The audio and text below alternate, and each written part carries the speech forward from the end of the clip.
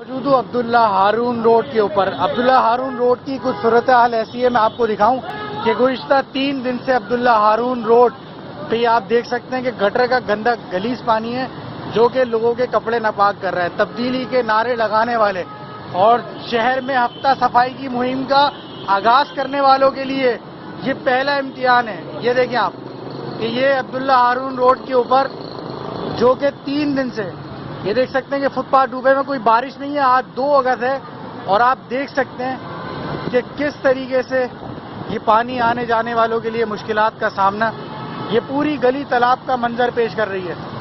یہ دیکھیں آپ، یہ تبدیلی کے نام پہ ووٹ لینے والے نیازی صاحب آنکھیں کھولیے، آپ کے لوگ اس حلقے سے جیتے ہیں۔